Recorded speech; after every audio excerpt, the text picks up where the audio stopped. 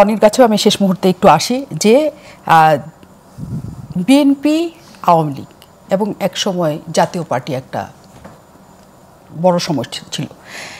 এর বাইরে জামাত যে প্রসঙ্গটা সবসময় বলে যে তারাও বড় দল, কে বলেছে বিএনপি সবচেয়ে বড় স্টেক হোল্ডার, তারা জিততে পারবে না, এমন কনফিডেন্সের কথা আমরা বরাবর শুনি।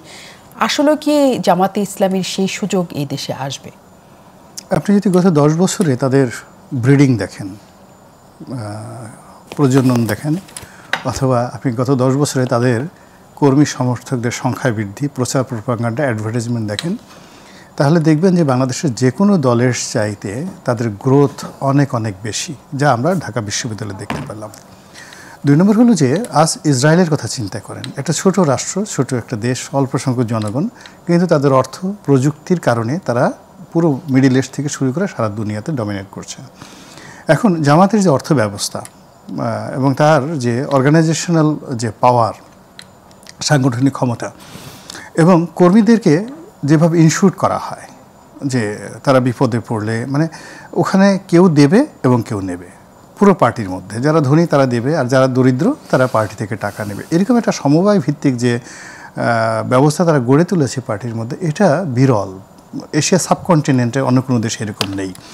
তো কাজেই তারা যে কথাগুলো বলছে, আমি সেই কথাগুলোর একটাও যে মানে অগুরুত্বপূর্ণ মনে করবো আমার সেই অবস্থা নেই, নাম্বার 1। নাম্বার 2 হলো এই মুহূর্তে তারা যে কৌশলগুলো নিয়েছে, আপনি ধরে নেন সেই কৌশল রাষ্ট্র তো যেহেতু বলা হয় জামাত ব্যাক সরকার, জামাতই সচিবালয় নিয়ন্ত্রণ করছে, সব জায়গাতে নিয়ন্ত্রণ করছে। এখন এই যে ঢাকা বিশ্ববিদ্যালয়, তারপর আবার এই যে আগামীকাল আপনার জাহাঙ্গীরনগর বিশ্ববিদ্যালয়, মানে আমরা যে নিঃশ্বাস ফেলবো সেই সুযোগটা কিন্তু পাচ্ছি না।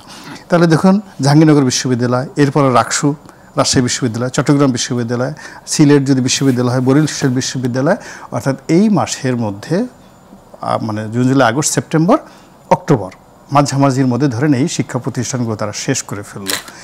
এরপরে অল অন এ সাডেন আপনি দেখেন যে 3টা সিটি কর্পোরেশন নির্বাচন তারা দিয়ে দিল, সিলেট, ঢাকা এবং বরিশাল, কুমিল্লা। এই সিটি কর্পোরেশন নির্বাচন যদি দিয়ে দেয় ইনক্লুডিং গাজীপুর, আপনি নিঃশ্বাস ফেলার সময় পাবে না বিএনপি। এবং আমি ঢাকা সিটির কথা বলতে পারি, ধরুন ঢাকা দক্ষিণ সিটি কর্পোরেশন, আমি যেহেতু এখানে একবার নির্বাচন করেছি, তাদের 2 লাখ ভোটার আছে, একেবারে স্রেফ 2 লাখ ভোটার আছে জামাতের। আর গত নির্বাচনে 2014 যেটা সাইদ খোকনের সাথে হলো, 90,000 ভোট পেয়েছে আপনার এরা, যাকে বলা হয় যে চরমোনাই পীর সাহেবের লোক।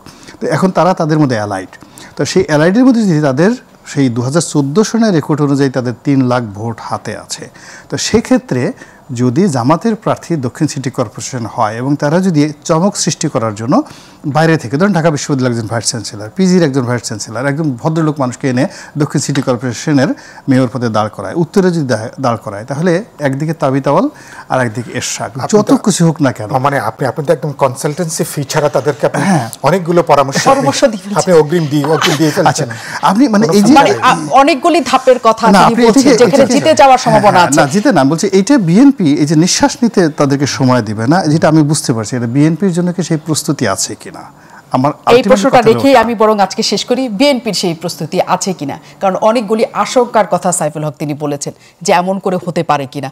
আমরা এই আলোচনায় নিশ্চয়ই আরো ফিরতে পারবো।